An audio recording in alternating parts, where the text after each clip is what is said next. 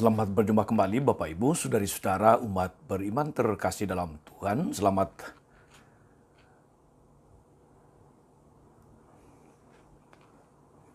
merayakan ibadah dan ekaristi bersama keluarga dan komunitas Anda pada hari Minggu biasa ke-13 tahun B pada akhir bulan Juni ini. Saya Romagus C. Cesar mengajak saudari-saudara merenungkan kutipan Injil Markus bab 5 ayat 21 sampai 43. Kita mendengarkan sabda Tuhan. Dalam nama Bapa dan Putra dan Roh Kudus. Amin. Sekali peristiwa setelah Yesus menyeberang lagi dengan perahu, orang banyak berbondong-bondong datang lalu mengerumuni dia. Sementara dia berada di tepi danau, datanglah salah seorang kepala rumah ibadah yang bernama Yairus. Ketika ia melihat Yesus, sujudlah ia di depan kakinya dan mohon dengan sangat kepadanya. Anak perempuanku hampir mati. Datanglah kiranya dan letakkanlah tanganmu atasnya, supaya ia selamat dan tetap hidup. Lalu pergilah Yesus dengan orang itu. Orang banyak berbondong-bondong mengikuti dia dan berdesakan mengerumuni dia. Ketika Yesus masih berbicara, datanglah orang dari keluarga kepala rumah ibadah itu dan berkata, "Anakmu sudah meninggal. Untuk apa engkau menyusahkan guru?" Namun Yesus tidak menghiraukan perkataan mereka dan berkata kepada kepala rumah ibadah, "Jangan takut, percaya saja." Lalu Yesus tidak memperbolehkan seorang pun ikut serta kecuali Petrus, Yakobus, dan Yohanes.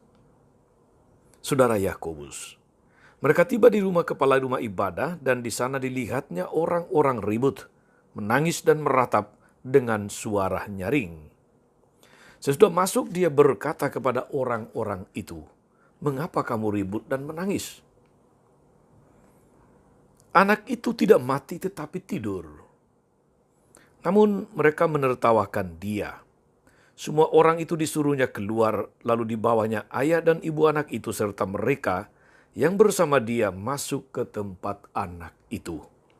Lalu dipegangnya tangan anak itu, katanya, "Talita kum," yang berarti, "Hai anak perempuan, aku berkata kepadamu, bangunlah."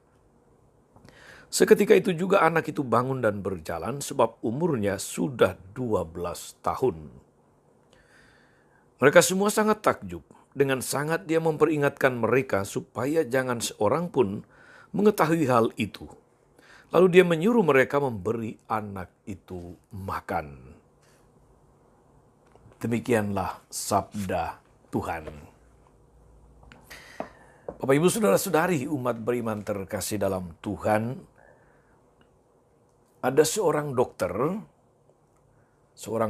yang jenius, pinter. Dia terkenal karena keahliannya. Tetapi sayang, dia adalah dokter yang tidak percaya kepada Allah. Alias dia adalah seorang ateis. Suatu ketika dia datang bertemu dengan Santo Yohanes Don Bosco. Dokter ini menderita penyakit epilepsi dan meminta bantuan Yohanes Don Bosco untuk menyembuhkannya. Lalu Santo Yohanes Don Bosco menyuruh dia berlutut dan berdoa, tetapi dia menolak karena dia tidak percaya kepada Tuhan Allah, dia tidak percaya kepada mujizat. Dia mengatakan kepada Don Bosco bahwa dia itu adalah seorang berilmu, dan karena itu dia tidak mau percaya pada hal-hal yang aneh seperti mujizat. Yohanes Don Bosco kemudian mengatakan kepadanya bahwa dia tidak bersedia untuk berbuat sesuatu kalau dia tidak berlutut dan berdoa. Karena ingin sembuh dan tidak ada pilihan lain, tidak ada alternatif lain, lalu dokter itu terpaksa menurut.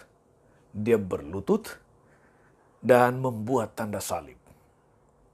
Ketika dia sedang berdoa, Santo Yohanes Don Bosco menumpangkan tangan ke atas kepalanya dan pada saat itu mujizat terjadi. Dokter yang ateis ini tersembuhkan. Lalu setelah peristiwa penyembuhan ini, setelah mujizat terjadi pada dirinya, dia lalu kemudian meminta kepada Don Bosco supaya dia boleh menerima sakramen tobat. Lalu kemudian menerima komuni dari Yohanes Don Bosco. Ketika menceritakan pengalamannya ini, Don Bosco mengatakan bahwa orang bisa percaya dan sembuh hanya dengan berlutut dan berdoa. Saudara-saudara umat beriman terkasih dalam Tuhan. Kadang-kadang dalam hidup ini kita temui dalam pengalaman, dalam perjumpaan, banyak orang tergoda untuk berpikir bahwa mereka bisa melakukan sesuatu tanpa bantuan orang lain. Kita bisa berpikir bahwa kita dapat mengontrol situasi dan kondisi kita dan menentukan hidup kita sendiri. Namun cepat atau lambat, kita akan mengalami hal-hal yang berada di luar jangkauan kita, di luar kendali kita. Pada saat itulah saudara-saudara kita ditantang untuk bersikap rendah hati, merendahkan diri, meminta bantuan orang lain. Bahkan kita dipaksa kadang-kadang untuk berlutut dan berserah hanya kepada Tuhan. Saudari dan saudara, hal seperti ini yang dialami oleh dokter tadi yang berhadapan dengan Santo Yohanes Don Bosco.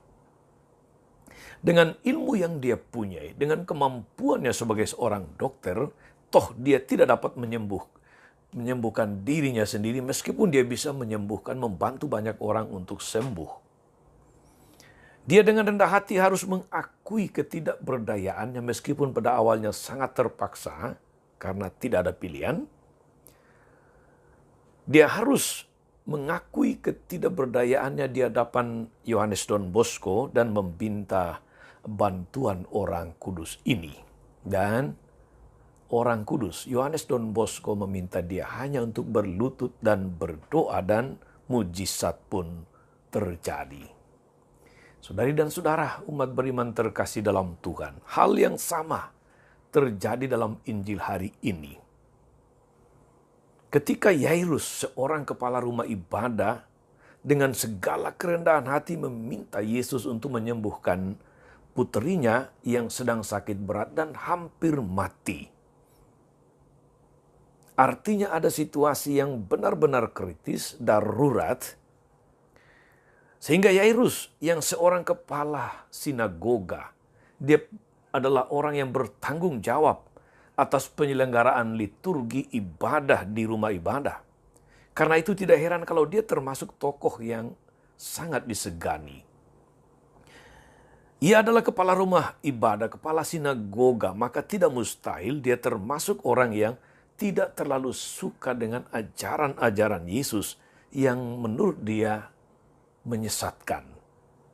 Tetapi saudara-saudari, karena cintanya terhadap puterinya yang sakit keras hampir mati, Yairus mengalahkan semua perasaan angkuh, segala macam gengsinya sebagai orang yang berkuasa, sebagai orang yang punya pengaruh, yang disegani, karena dia kepala rumah ibadah.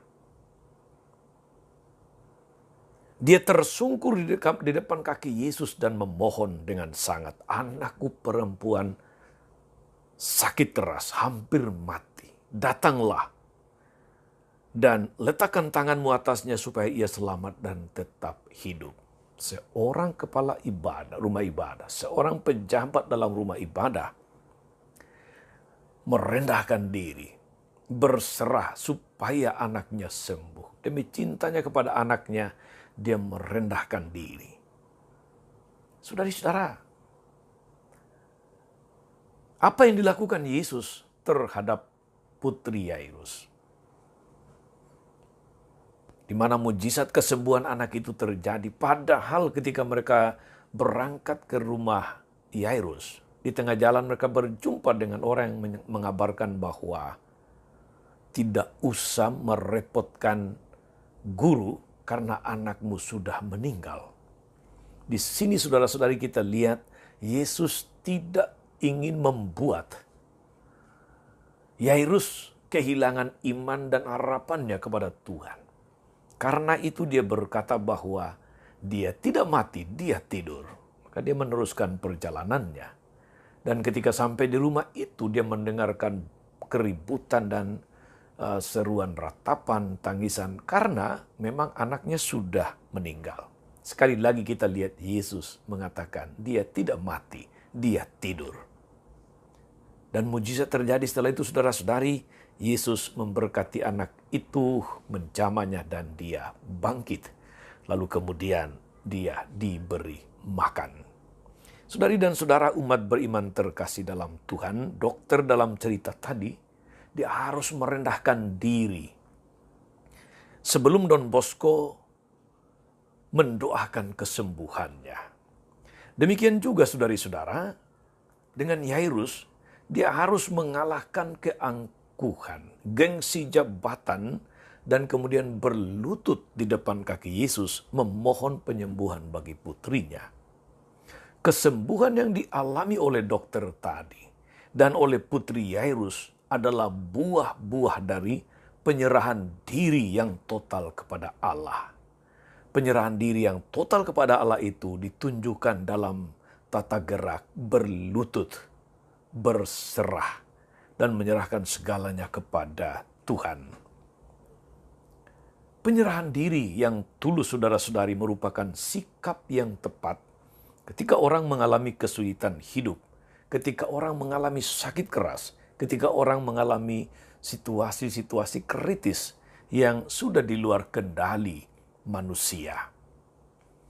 Bapak Ibu, saudari-saudara umat beriman terkasih, kedua cerita mujizat dalam Injil hari ini, mujizat kesembuhan yang dialami oleh dokter, mujizat kesembuhan putri Yairus, menunjukkan kepada kita bahwa kalau orang sungguh beriman, berserah diri, merendahkan diri pasrah total kepada Allah, maka baginya tidak ada yang mustahil. Iman menyelamatkan. Iman menghasilkan mujizat. Syaratnya itu tadi, percaya, berserah diri dengan merendahkan diri, berlutut, lalu kemudian mujizat terjadi. Maka kalau kita sungguh-sungguh punya iman yang besar saudara-saudari, dan dengan rendah hati kita mengakui segala kelemahan kita, ketidakberdayaan kita, keterbatasan kita di hadapan Tuhan, lihatlah bahwa akan semakin banyak mujizat terjadi dalam hidup ini.